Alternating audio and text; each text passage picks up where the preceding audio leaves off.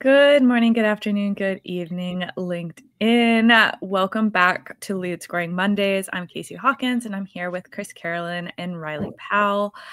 We have been exploring for the last couple weeks how Chris's value paths align with our lead scoring framework, and specifically the value first lead scoring framework.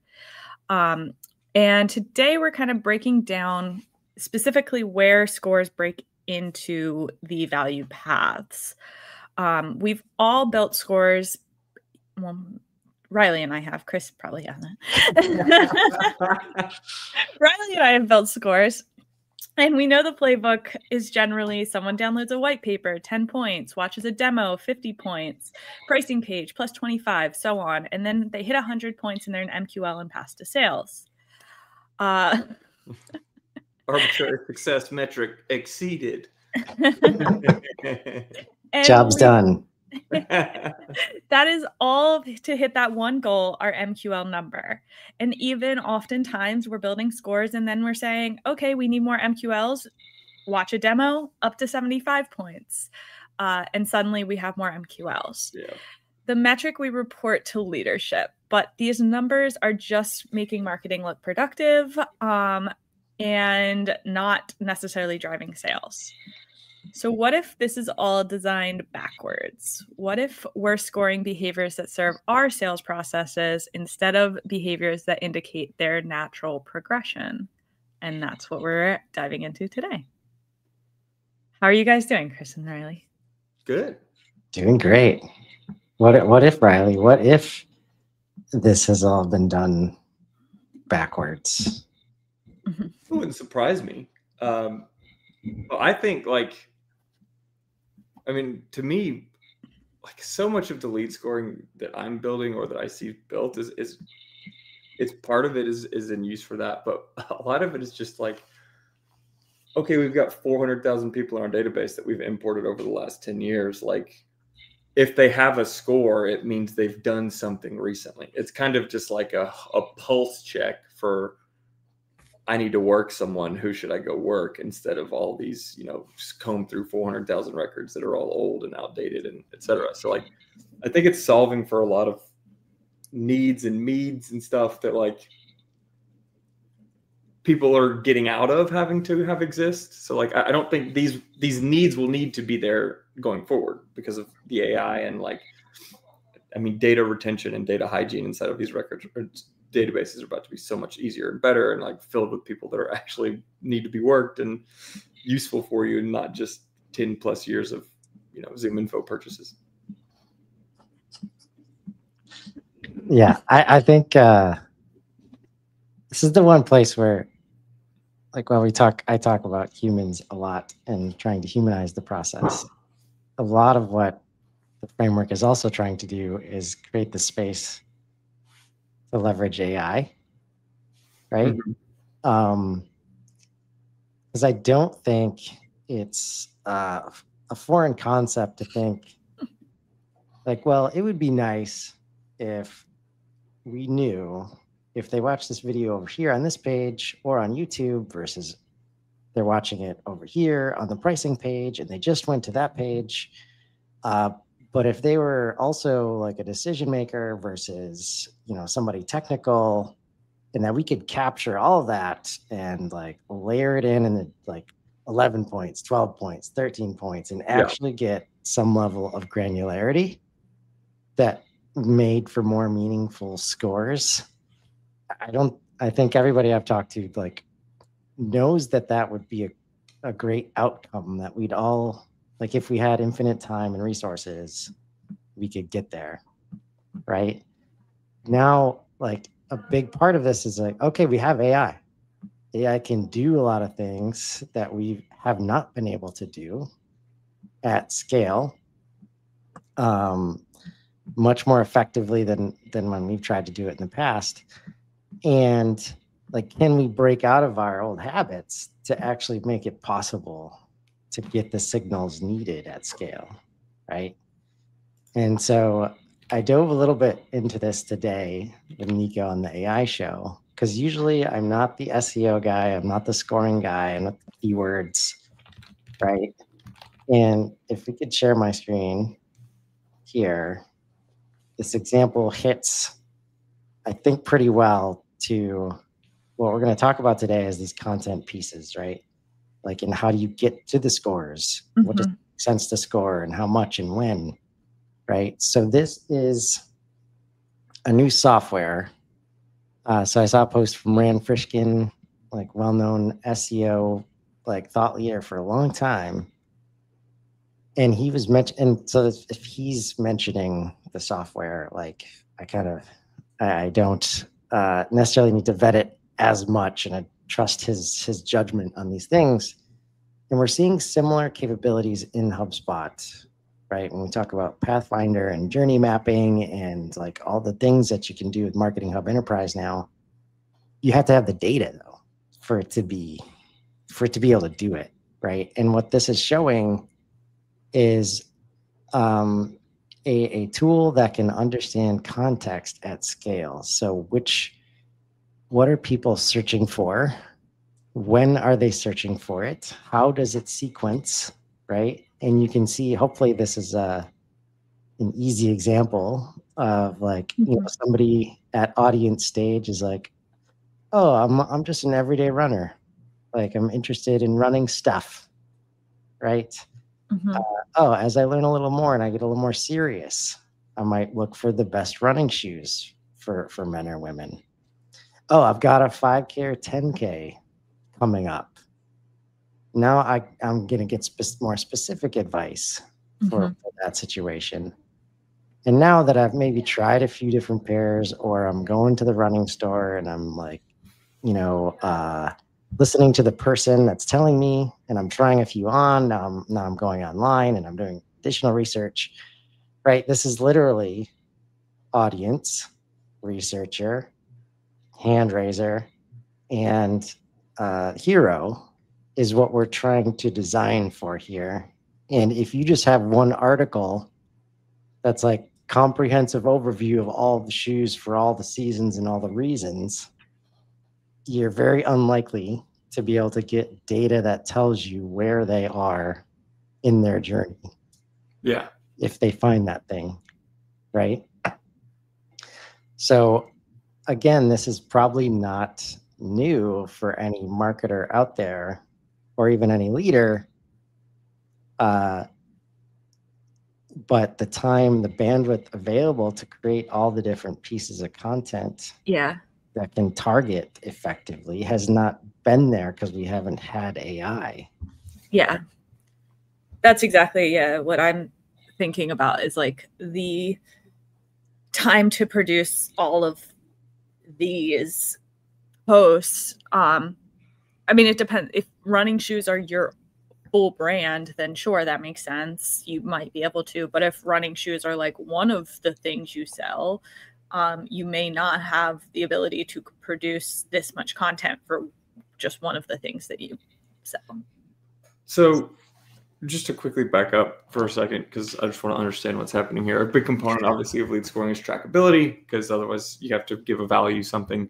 Is this saying that it knows, like, say someone ends up on a form for Adidas and submits something that it would be able to capture, like, hey, 2 months ago they were like Googling the term for new running shoes, and then 6 weeks ago they were like best running shoes women, like trail running, something like that, and like it can get like that, it can have the line of like terms that are being searched at the individual level, or is this in an aggregate level? Because I'm trying to understand what data is being captured here.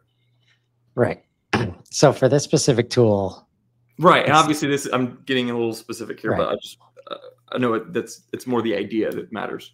It's basically just trying to give us all the context we've ever wanted related to like going beyond like, okay, we're gonna try and like this keyword is searched for at this level of volume, so it's important, but we don't know where they are in the journey, when they search for it. We don't know any other context. Yeah. Right.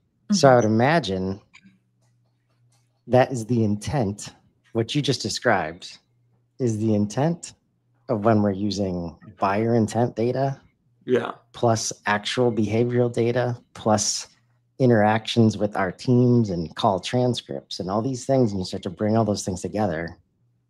We should, like, one of the things Nico and I posited, like, because this is $600 a month, which for me makes sense based on what they're, for me, they're accomplishing a goal which has not been accomplished, prior to now, as far as like true context of where somebody is in the journey.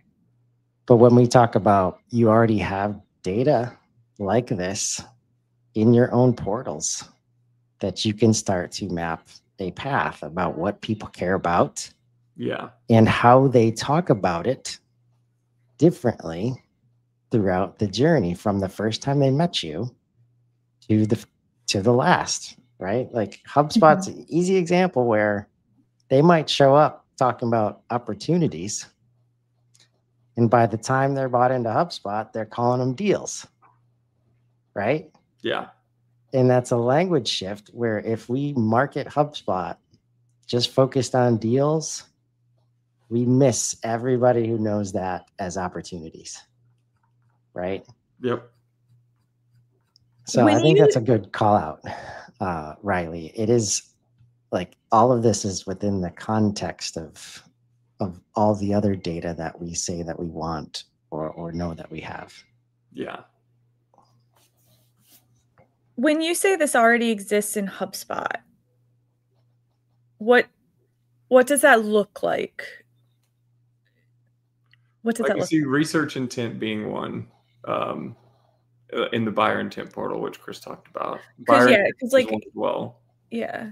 I mean, I guess I'm thinking like, I don't know how we see all the search intent. I don't.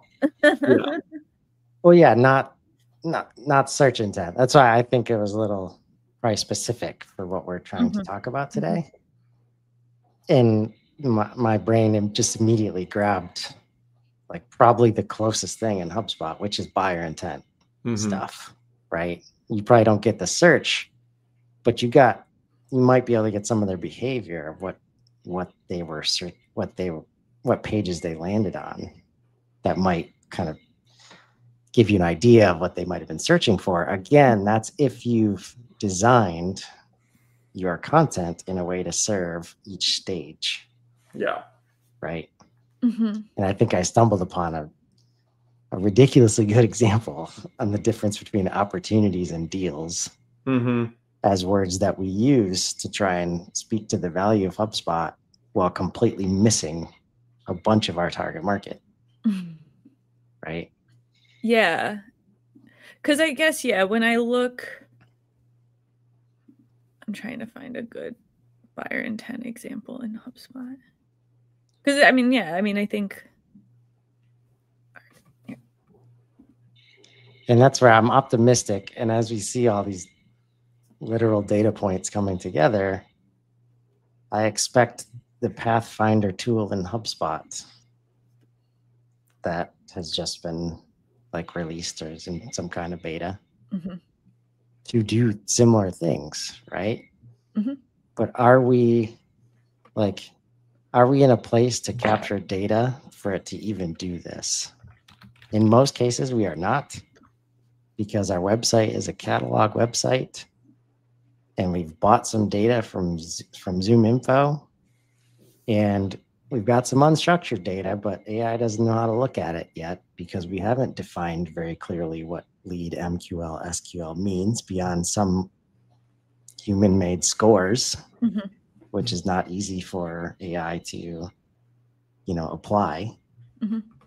But we do have things like behavioral scoring that's starting to show up on company records that are just ready-made out of the box. Right? Yeah, so this is the buyer intent tool, which is accessible in HubSpot. If you look at the little microphone on the sidebar, marketing menu, and then buyer intent. And this tracks visits to the website by company. Anonymized. Anonymized. Yeah, I was going to say this is very B2B, worth like highlighting that early and often right now. But you can see this is Profoundly, and this is Profoundly employees visits to the Profoundly page. But just, you know, follow me. And this is within the last 7 days. But you can see like what pages that they're visiting. The homepage, obviously a lot, but you know, if you saw a bunch of visits to pricing from a single company, and you know, we're looking at a lot of visits because this is their own website. But you know, if you saw 2 visits to the pricing page within the last 7 days from a company, that feels pretty strong as an indicator. And even like, you know, there are some meeting links in here, a couple blog page visits, probably mostly me on the editing the HubSpot updates blog. But yeah, you can see, and you can see the last visit too. These are, again, like you said, Rylee, these are anonymized, so you can't see who it was. But what you're saying, Chris, is this is going to give you an idea of like what things they're looking at. And then you can also use the research tab as well to, I don't know if that's currently configured, but you can include research topics here where then it's not even, because the problem to me with all of this has always been you don't have visibility into things that aren't happening on your site. And we're getting increased visibility there over time as all of these things progress. So yeah, and there's like these research topics where you can see, okay, Profoundly people are researching not just on your site, but in general, terms such as consultant or things like that. So it's being able to have some additional visibility into things that indicate someone's kind of about to bump up against your brand, ideally. Yeah, because the one thing that like this is missing that the tool you showed has, which the tool you showed, Chris, is, you know, like you said, that has the specific terms. Yeah, the it's $600 a month. Is bucketed. Like you have to use, you know, some kind of generally accepted research terms. Yeah. So like from where we are in buyer intent, specifically these top page views, this is based on the content you have. So you already know, like, this is the type of, you know, you're producing this type of content. And the recent page visits, these are all, you are producing this stuff. The research topics, even, you're inputting these. So these are things you know are topics for your audience. Which is, all of that to say, it takes a lot of introspection as an organization, I think. Well, and you have to have a lot of known knowns. So I think to the point that Chris was talking about is there's some unknown unknowns, which is like some people can get into your brand. And if you saw the path they took to get there, you'd have been like, how in the hell did they like start searching this term 2 months ago and eventually end around into my brand? Like I don't, you know, that's wild. So like to me, there's these kind of paths where you have no way to market to that person. You're just trusting that they can kind of get there organically on their own based off of searching the way that they need to search. Yeah. Yeah, I agree. It's also you might have to share my screen. You're in Slack. Is that where you want to be? I'm showing new intent signals. Right? Yeah. Sorry, it looked like Slack. You see, this is why HubSpot shouldn't have changed their colors. Personally. Oops, we accidentally clicked on HubSpot. I'm not sure if that's a bad thing.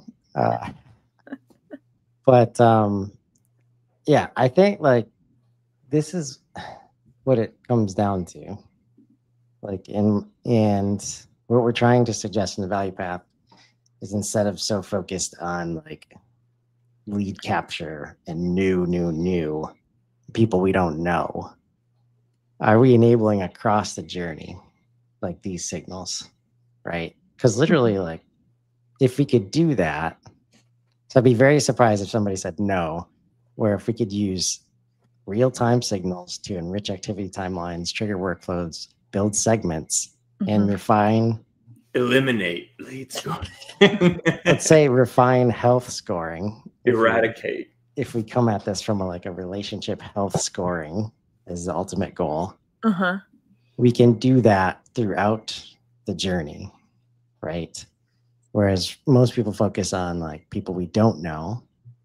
We're really trying to create the space for signals people we do know, like more so, right? And it has the benefit that the longer we get to know people, and we can look back at their historical journey, we can start to do better and better scoring, throughout the process. So I'm gonna click get started here, and you got to track companies to get started. Yeah. Right. So like, I think this was the point you were making, Rylee. Like we have to have an introspective conversation and strategy at some point about who we're targeting and who we want to be tracking, or else you just track everybody. Actually, this is probably this should be one of the easier conversations that you get to have. Yeah. Right. Is like, what industries, what ICPs are we targeting? All right, let's just throw your big companies out there. We did this for pharma, back in the day. And as soon as we did that, now this intent page is much more valuable than what it was, because what you have before you get there, it's like whatever shows up as a sales opportunity is what starts to prioritize all of the work, like upstream and downstream. It's like, oh, now we need these marketing assets.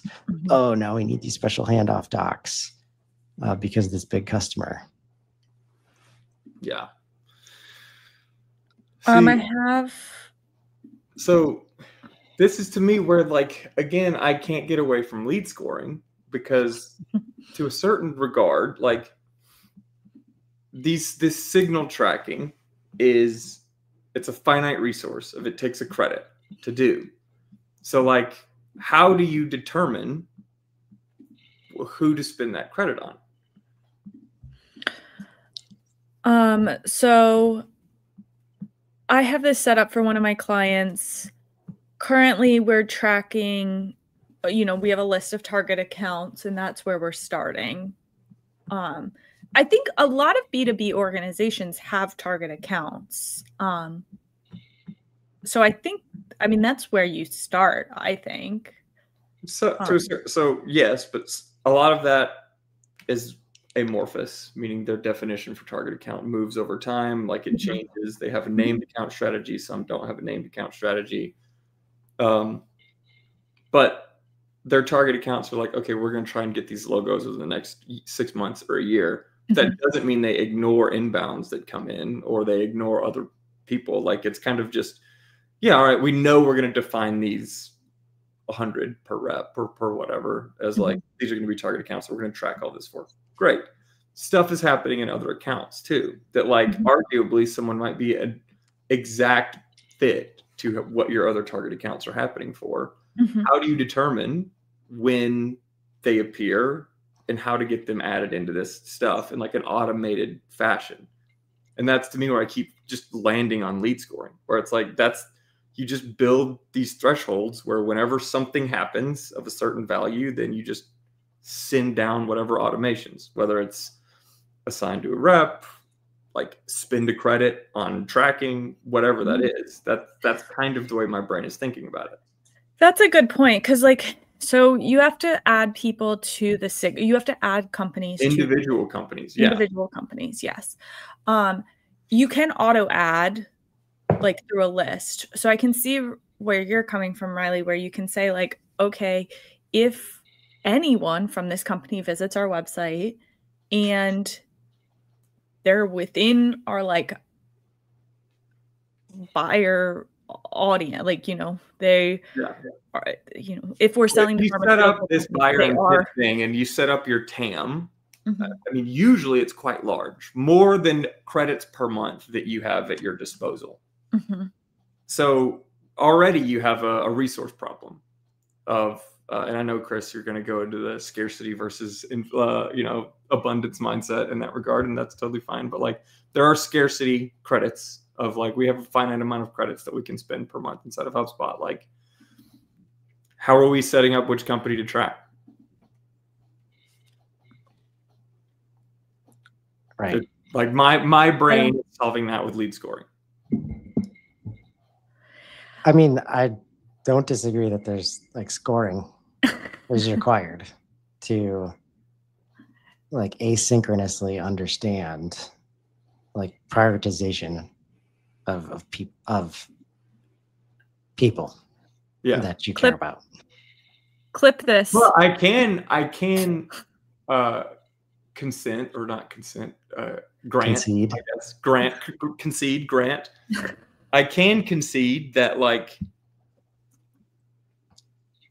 I can see the path forward here where like that score isn't moving things along a stage or becoming some significant like KPI. Like it's not generating MQLs. Like it's more of just like, we just need to figure out what to do when, and then they get involved in this process. And then that process is what's driving that motion of the MQL, of the metrics or KPIs that need to be hit. Like, so I can now untangle lead scoring from like being so tightly wrapped in all of that. Right. Cool. Progress. Nailed it. There are intent signals in here before. Rylee, have you seen these? I don't think I have. I have. I've not done anything with them because I've not been using this yet. I want to get to. I just haven't started using this yet.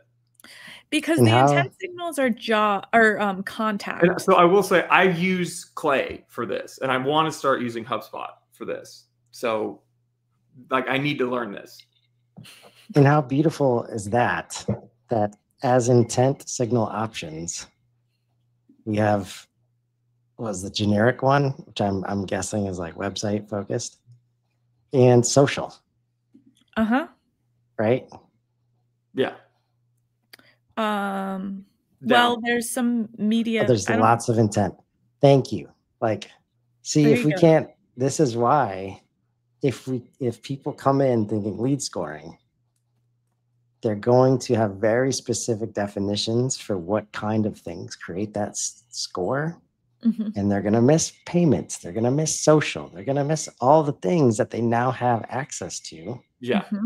Right. Well, I would also argue that like so knowing intent is a component of this. And for the most part, the way I've always gotten at how people know intent is with lead scoring. And then the things that are continuously converting is what's getting like, that's how you define your intent, where it's like, oh, okay, we use lead scoring and then 500 contacts run through it. And then 400 of them did these kind of similar actions. Those are the intent actions now. Boom, we're done. Now, like you can abandon it and be like, all right, now let's focus on our intent actions. Right. So can we call it intent scoring? Yeah, absolutely. Right? I'm 100% on board with that. In terms of like, let's win the get rid of lead. Yes. Because that's really like all we're trying to do is get like the score, have the score be something meaningful for the buyer and not as much for us in our process. Yeah. Right. Yeah. And I think that's fair. I mean, I wouldn't be put off if if someone referred to me with my intent score for if I'm pursuing them, like if they said that versus my lead score, like I would be less put off with them being like my intent. I'm like, yeah, I have some intent, you know, looking with you guys. I don't have a ton, but like I have some lead. Like I'm some kind of lead for y'all, but not like a great lead, but not like a bad lead. Like that is very dehumanizing, where intent is not as dehumanizing. It's accurate. Right. Yeah. It's representative of of what's Yeah. really happening, right? For sure. And I remember when HubSpot first introduced research intent as a separate thing from buyer intent, and I was so happy. Me too. Because that's really what this is. Like, nobody's giving you any buying signals, like most of the time, that we call buyer intent, right? But people have been paying lots and lots of money for data that suggests as much. And as soon as HubSpot, like, I think it's only named a buyer intent because that's like the category of applications of where this functionality sits in the stack.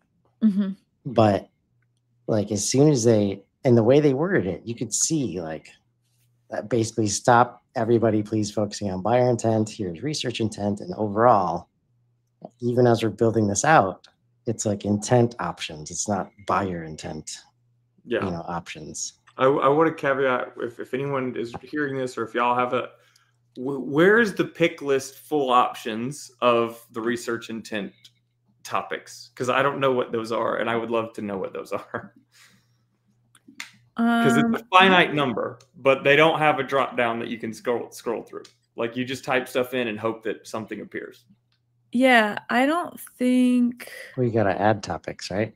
Yeah, you have to do it. Like, I don't think you're. Right. But like, you can't add in the exact words that you're looking for. Right.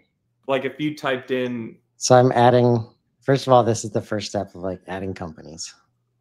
And in my mind, I'm thinking, okay, we want to help people and move them from lead scoring to value first scoring, right? So at the top of the pipe, at the top of the funnel, they have never heard of value first scoring before. They will never understand, what that means. They're searching for lead scoring, right? But so if you put in value first scoring, that's not a clickable option, is my point. I want to know what's the universe of these topics, because I want to be able to figure out which ones to choose from. Right. So I just added one, and now I have lead scoring in my dropdown. Yep. So it's 100%. And then hover over the lead scoring too, because to me, that's one of the really cool, over on in the column where it says lead scoring. That, to me, I love the significantly increased research over the last 30 days compared to the previous 30 days. Like, oh, okay, they're, as an organization, really dialing up the amount of people that are researching this topic. I mean, it's powerful stuff. Are we going to talk about this for a little bit? Because I have so many questions. If anyone has any answers, I would love them. I mean, I'm happy to get back on track. But honestly, this is the foundation, right? Like, to get to the level of granularity that we're suggesting is possible, right? Like, understanding topics, which is like problem and solution, right? And as you mentioned that, what is the list of topics, right? There's no list. It's like you do keyword analysis like that. In the past would give you your list. So if I searched value first scoring, I could add that as a topic, but ain't nobody searching for it. Search volume 0, right? I could make content focused on that. I don't mean to be like argumentative. I technically don't think you can add value first scoring. Like, I agree. There's a pick list that that HubSpot is mandating. You have to select from one of these, call it 5,000 options or whatever, but like, you couldn't put in the exact term that you want. Run it. It's like, if any topic's going to hit it, it's this one. So how do I add? Edit topics. Yeah. Edit topics. All right. I agree with you, Rylee. Just putting it on the record before. See, so it recommends you some combination of things that it is allow you to search on, which some of them are extremely large volumes, some of them are very low volume. So like, I'm just curious what these are and where they're being sourced from. I think like as a user, not like. I think your request for this pick list is fair. Because I want that. I need to understand. I think that's true. And like, so I've set this up for a couple clients, and my clients have asked me for, like, they're like, I want to pick the topics. And I'm like, because you only get 20 and I want to pick the best 20. And to do that, I need to understand what's the 10,000 to pick from. I would probably look in the direction of Clearbit in that team. Yeah. And asking them that question. Yeah. Because it very clearly exists. Yeah, for sure. There's some certain amount. But yeah, I mean, otherwise I love this tool and kind of where it's going. And I think it's extremely insightful and useful. But to the call out for the people watching here, you do get, and right now we're limited to just 20 topics. So, and then we want to know, how did this get a place on the list? Like, value unlocking. 123 companies are looking for that. You can also use your company URL, which in theory would like shortcut. So that's really cool. It'll crawl and look at your existing website and recommend the ones that it thinks should be up there, which is very useful. I do want to also just call out, I don't see buyer in, like, this isn't an option in the scoring tool. Like, we can't say they're on this list.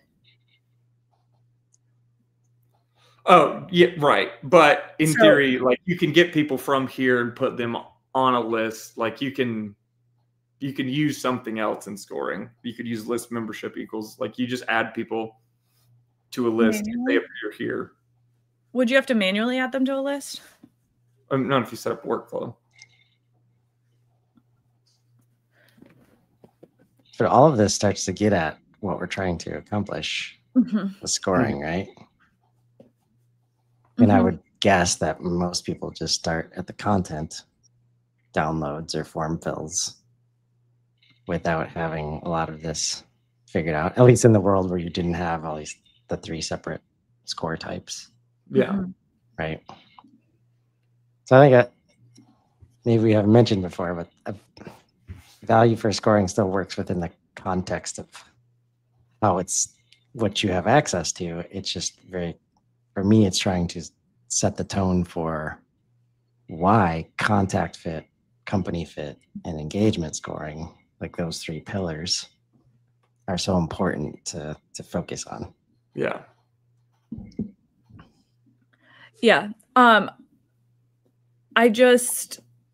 And I think maybe and hopefully the intent signals will like get moved to the scoring tool at some point. But when I look at the options in the scoring tool right now, it's not an option.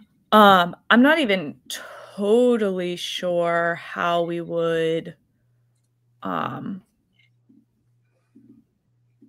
get those companies. You'd have to, I don't think you can automatically enroll them in a workflow from the signals. So you would still you have to do the auto add, and then in theory, if you had pretty tight constraints around what all was adding companies into your whatever. Into your auto add. Yeah. Then whenever that happens, there's just a workflow that captures that company and moves it into some list. Like insofar as long as you're only doing this in one way and one way only. There is actually a workflow trigger for a buyer intent saved view event. So when a company enters or exits a buyer intent saved view,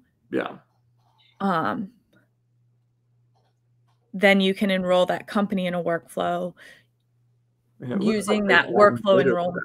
They've gotten rid of that buyer intent section, just called it visitors now too. So they're renaming this a lot to be clearer. Because initially it was just buyer intent is what this sub tab was called. And we are seeing similar verbiage changes on the scoring side. Yep. Too, right? I think it's getting there. Like, Chris, to your point, they're marketing me where I need to be marketed at. They're getting my language away from opportunities into deals. They just can't start going straight to deals because my brain doesn't know how to do it. All right. So to bring us down to earth. Why? So, I mean, I've talked about this some, but like the first couple of value path stages, there's audience, then there's researcher, and then it's hand raiser, right? Those are the first three. I've said this before. Hand raiser, fairly easy to identify, as long as you're realistic. The only issue I think sometimes people have with identifying hand raisers is people get a little loosey-goosey with what a hand raiser is. Like they'll be like, well, they viewed our pricing page, that's a hand raiser. But as long as like we're not getting too out there, hand raisers are easy to identify. What is harder to identify, I think, is the difference between an audience and the researcher. And I think that's really what we want. And then even you could kind of push up from there and say which researchers are worth our time, our credits, whatever. That's not be good. I'll watch that later. Oh. No, I think that's a great point, Casey, because literally 100% the differentiation between audience and researcher is intent. Mm-hmm. Like, so how do you measure intent in scoring? Or not in scoring? Or do you do it in scoring? It's based on engagement. Where, yeah, how, when, what, who. So what, but what does that look like? That's page views of pricing page, product page. Yes, you start to work backwards from, I think a combination of what, like, I would look at like closed won deals, sit like and dig into and not try and like discover without the help of the people that have actually done the buying process, which is the customers in your customer facing team. Mm-hmm. And then in combination of like with what do people really need to know to be successful with us, to be a great fit, right? And there's nuance to like a combination of content assets plus where it was consumed, right? So a demo video on the pricing page is different from the demo video that was shared on LinkedIn. True. Or YouTube, right? And even if you can access the data of the person watching on YouTube, it is a completely different intent than if they were on your pricing page watching it. Yeah, you could say it should be scored differently. Exactly. That's what we're getting at. Yeah. So, like, it's all contextual. Right? Yeah, absolutely. So I like to break the engagement / intent, whatever we're calling it in this moment, into like low, medium, high. So I hear you that like the high engagement is probably demo video pricing on pricing page. That would be high engagement. A lot of times I look at high engagement as hand raisers, but you don't have to, because I don't think you always need hand raisers in your scoring. I think hand raising is also such a difficult term to universally nail down. It's so hard. It shouldn't be. And I know we'll be successful like once we get to that point where it should be very easy. Like, did the person raise their hand and say, I want to blank? Like explicitly. Right? Then to me, if I agree with you, then that is filling out a contact us form. Like, then that is the only definition of a hand raiser. Of like, I want someone to talk to me now, please. In the world where they can only convert through the website. Yes. Right. So yeah. But there's also the world where they raise their hand on LinkedIn in a comment that says, oh, I'd love to talk to somebody about that. Or like a LinkedIn exchange ends up being in a DM. Yeah. Right. And that's where it's. Or ChatGPT, where they're like, hey, do you like, oh, great, put me in contact with someone at this company or something like that. Like, and it just flags them as a hand raiser. Yeah. Yep. because it's just like. But so I agree with that definition. I will say, just right. My problem is the definition I think Casey was alluding to earlier, which is like some certain people like call looking at a pricing page a hand raising right. action. And that is so not it. I am not raising my hand. Like right. think about what actually raising your hand is in real life. It is I am indicating myself in a crowd of other people that I have a request or I need some assistance to where you need to call on me. Like I am making a very clear and separate action from everyone that I'm ready to talk to you now. Anything that is still anonymized or like people think is anonymized on their website is not a hand raise. If someone's not submitting a form or doing something that is indicating like, yes, permission to touch base with me now, not a hand raise. Right. And so if you walk into a store, you are visiting the pricing page. Yeah. Like and if somebody do that as a hand raise, I'm leaving. If somebody comes up to you before you're ready, you're like just looking, even if you're really interested. Yeah. And you're gonna buy something. Like that Ron Swanson. I know more than you, son. We want naturally is to be like, we know exactly how to find you. Yeah. And exactly how to get your attention. When we're ready, we will literally raise our hand and ask for your help. Yep. Right. But I think it comes back to the way Casey started this segment, like engagement / intent, whatever we're calling it. It's engagement scoring because we believe that engagement is truly the only way to understand intent. Yeah. There's no magical like non-direct, indirect way to say proof positive. Oh, there's intent there, right? Unless there was actual engagement, like around the thing, and that could be a download in the right place at the right time. They gave us something to signify where they are and in what they're doing and what they care about during the journey, right? Yes, I think some of this is harder to build in the lead scoring app, and I think that's the part like I'm having trouble with because I'm trying to apply this into the lead scoring app, and not all of it's there. Yeah. Which I know is not in many ways. I mean, we can't control everything. But way more is there, right? And that's where we get like the strategy part. It's like, oh, great, social intent is available. Oh, well, I guess we're gonna start tracking like social intent, social activity in HubSpot, which is something we've never done before. And this is kind of odd. The intent signal shows up on the contact scoring, but it wasn't showing up in the company scoring. I don't know. But you can see intent signals for the company. And there's a number of things, including like, did they get funded recently or layoffs or anything like that? But also, did their visitor intent get updated? Did their research intent get updated? So there's actually quite a few things in here that are, I think, kind of interesting.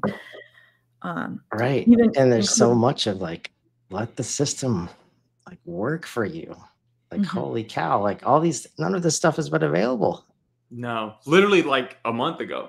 Right. And this is why I scope projects the way that I do. It's like, let's figure out the goal, even if it's scoring. But we're not going to sit here and like do 3 months of work to understand how you think scoring should go without digging into the system, confirming what current state looks like.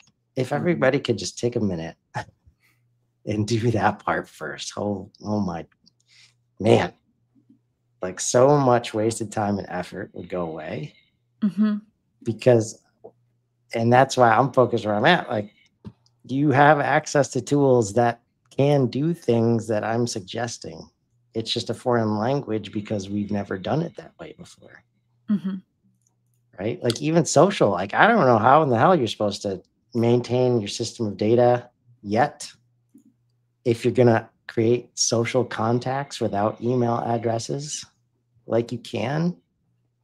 But now this starts to align with buyers, right? Like if you've ever engaged with somebody on LinkedIn, I used to tell that every sales team I've helped start to use LinkedIn, do not ask for their email address until they suggest that's the channel that they want to talk to you in.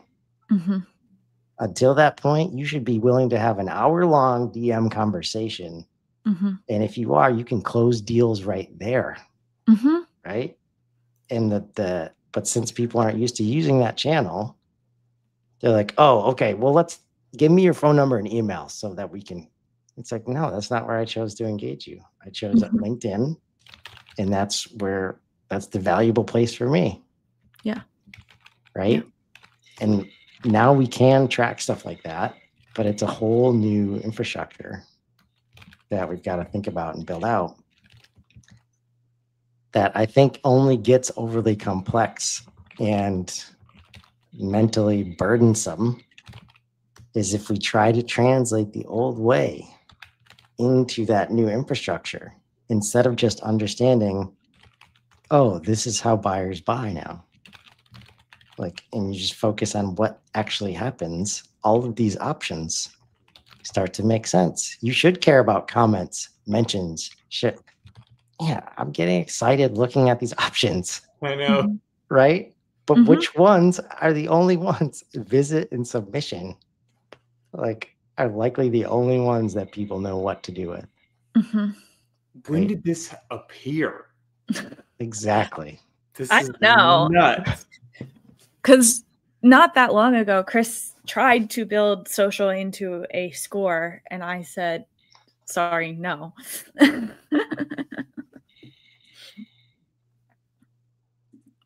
So yeah, there's a lot of options. The one thing I couldn't figure out how to do right now is, like you had mentioned, Chris, how watching a demo video on the pricing page would mean more than somewhere else. I'm not seeing, like, I can only right now say like they watched the video at all. And even I tried to build it into a list or a segment, whatever you want to call it today. And I couldn't do that. However, I could, this is cool. I can look at, did they watch a video while they were like a lead, for example, or an audience or whatever. So that's kind of interesting. It's very interesting.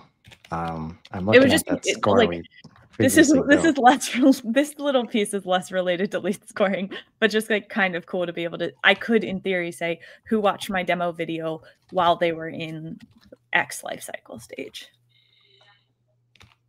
But I want it to be relevant for lead scoring because that means we're moving away from just the top of the funnel, right? Like, and if we don't set the parameters for that, AI is going to miss it, the system's going to miss it. And we're not going to have an understanding that if we did, now that sales conversation is way more valuable for both sides. Yeah. Right? Because whether it's like as buyers, whether you like it or not, B2B sales team, we know all of this tooling exists. Like most of us have just, accepted the fact that data privacy is not a thing. You should know everything about our journey. Like if we've touched your website, if we've interacted with you on social, any of the emails we've received, we expect you to know that and not ask us things like, oh, how is that recent thing that you downloaded working out for you?